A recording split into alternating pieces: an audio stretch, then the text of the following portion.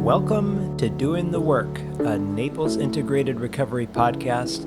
My name is Brian, and this space is for anyone who's tired of surviving the same emotional and behavioral loops, whether that's anxiety, trauma, addiction, or problems in your relationships. Around here, we cut the surface level advice and sugarcoating, no platitudes or bumper sticker wisdom. We focus on clarity, responsibility, emotional discipline, and the courage to look at yourself honestly so that you can stop repeating old patterns and start living with intention instead of reaction. Let's get into it. Welcome back. Today we are getting into something human, uncomfortable, and far more common than people like to admit: the way that we hurt people back when we are hurting. This may not be a real dramatic version, not slashing your ex's tires or scorched earth breakup speech, but subtle revenge, everyday emotional payback. The way that people twist connection into a pressure valve because it's the only tool that they have for relief. Most people do not know why they do it, and often they have shame afterward, after they've acted out. And revenge in relationships is not driven by intentional cruelty, even though it absolutely feels cruel when you're on the receiving end. It's about pain relief. It's about the nervous system trying to get out from under an emotion that feels too big to hold.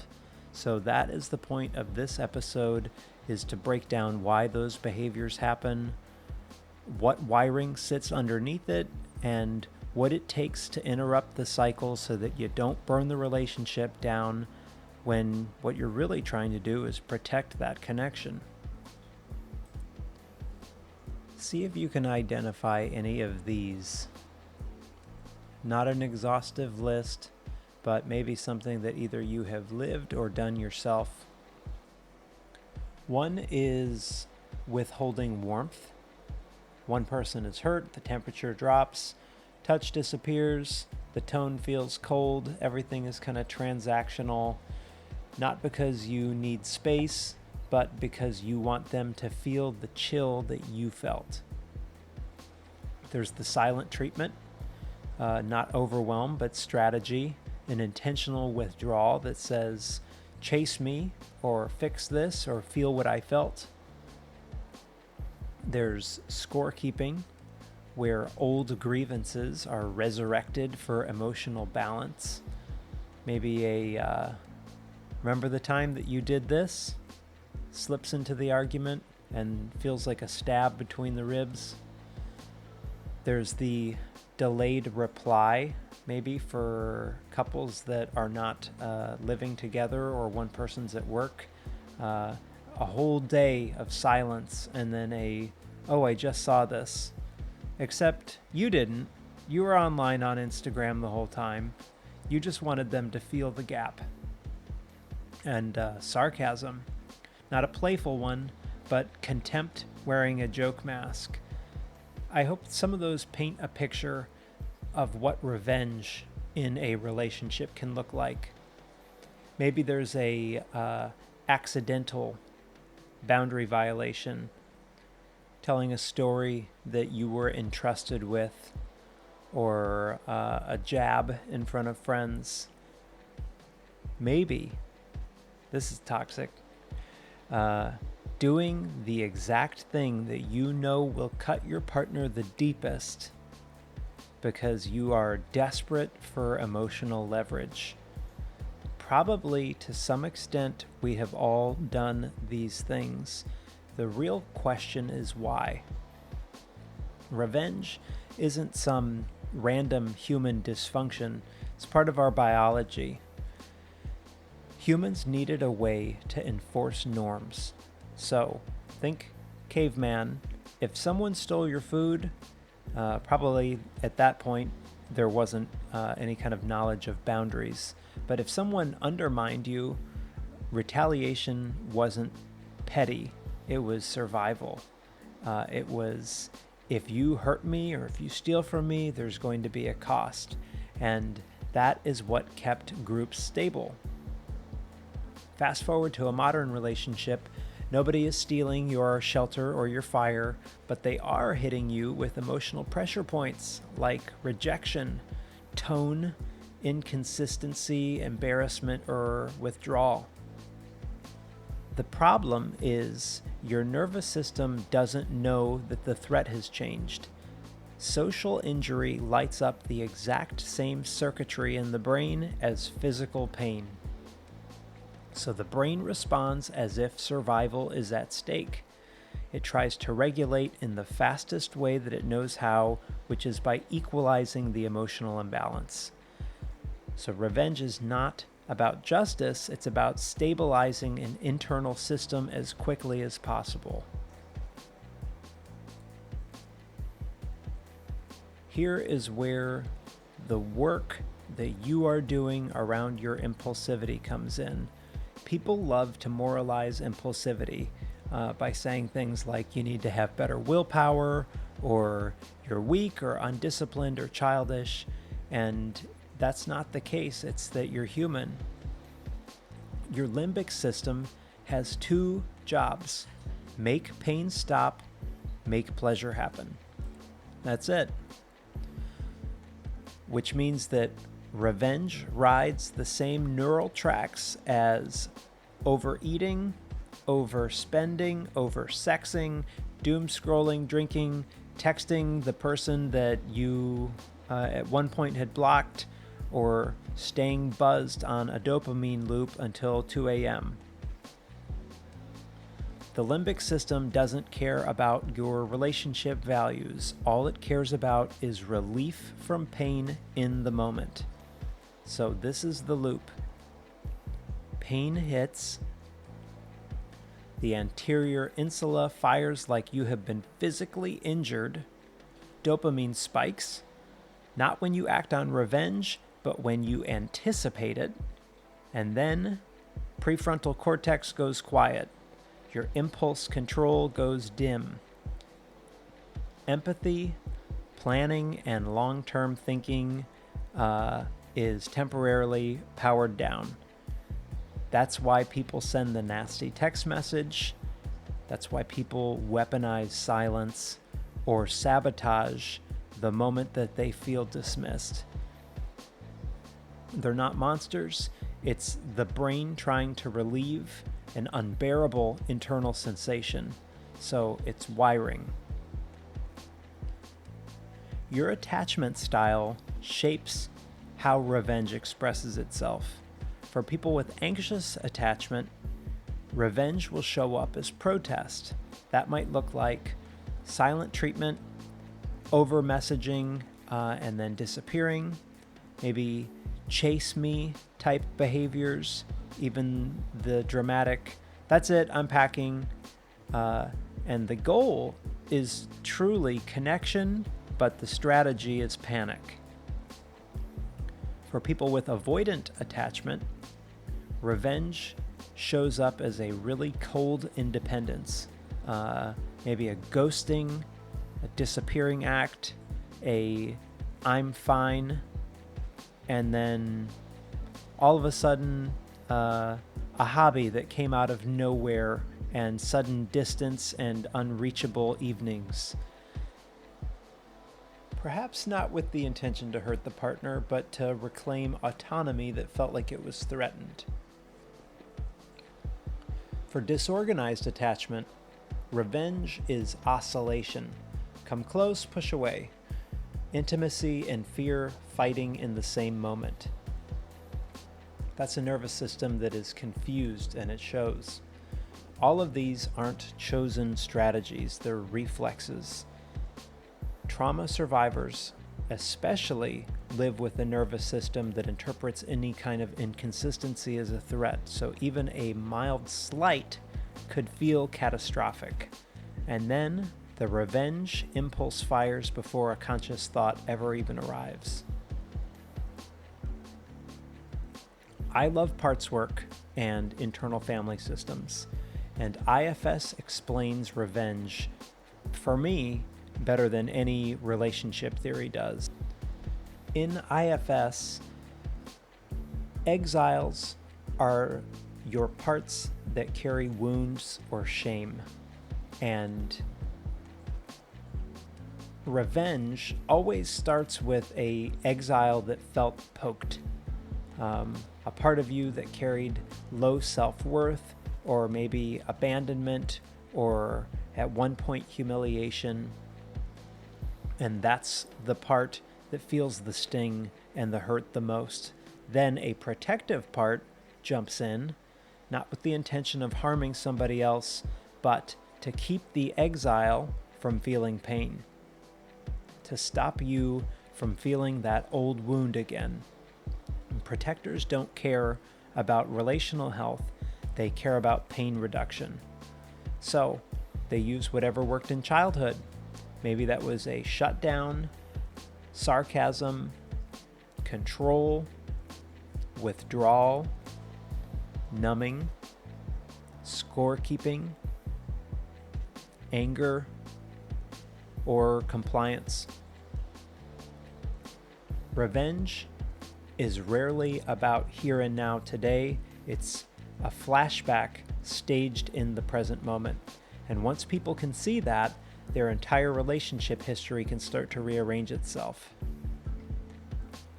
Revenge behaviors are simply emotional impulsivity pointed outward.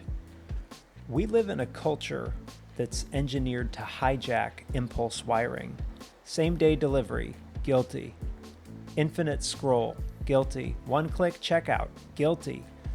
Algorithms built to hit your reward circuits on command. Thankfully, that one I'm doing better about changing the algorithm and getting rid of content that's going to upset me. Patience now feels like deprivation, and discomfort feels like it's optional. But when uncomfortable emotions show up in the relationship, the brain starts grabbing the fastest possible exit ramp. And that is the reason why people sabotage relationships that they care deeply about. Not because they're bad people or that they're looking to harm somebody, but because their nervous system has no space to hold that kind of intensity without acting. Once you understand this, you can drop shame around it and agency starts to arise. Why did I do this? Because your body is trying to protect you. Can I change this? Absolutely, but not by shaming yourself or calling it a character defect or any kind of moralizing, but instead by building capacity and inserting a pause between your urge and action. Sometimes I give clients homework, if they ask for it, that is. And so here are a few tools that you can use to try to interrupt that loop for yourself. First, practice a 10-second pause. Doesn't sound like it's much time at all, right? But that 10-second pause is enough for your prefrontal cortex to reboot. Ask yourself, do I want connection or do I want relief? And just asking that single question will disrupt your autopilot. Here's another. I've told a lot of clients that if I only had one session and one tool to give them, it would be a skill from DBT, an acronym STOP, S-T-O-P.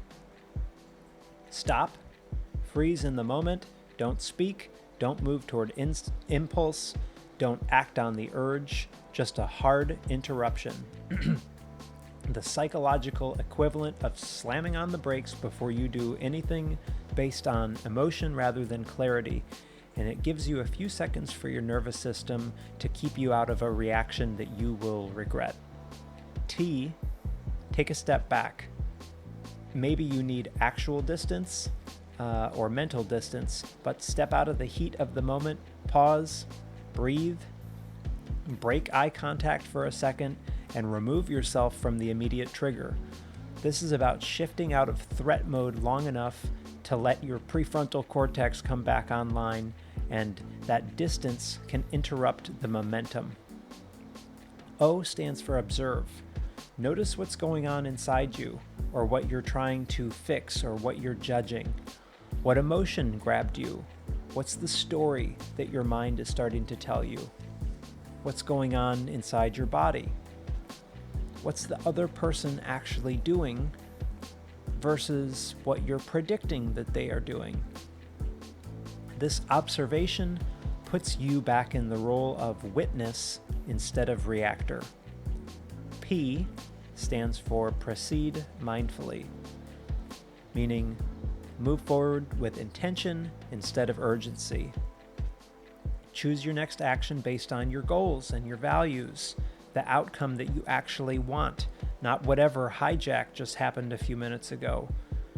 This might mean speaking calmly, asking for space, setting a boundary, or deciding you're not even going to engage at all.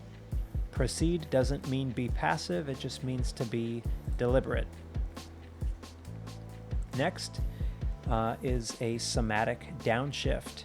So try practicing a longer exhale than inhale. Or you can do cold water on your hands. That's another DBT intervention. The tip skill. The T stands for temperature change. Feel your feet on the ground. Regulate your body. Regulate the impulse. Another is mental court, and that is a tool that I use with a lot of clients. Give your revenge a courtroom. Lay out the charge, present the evidence, argue both sides, including the defense side, and then imagine carrying out the sentence. Would you punish them? Because a lot of people realize that in that punishment, they also get hurt too. The last one I'll give you is boundary scripts. And that is also not meant to be a punishment, it's meant to be clarity. You could just say something like, hey, that crossed the line for me, and I'm not going to stay in a conversation where things like that happen. Future focused, clean, no venom. Those are the kind of tools that interrupt the loop before damage lands. Forgiveness is not about letting someone off the hook. It's about changing what your nervous system does with the hook.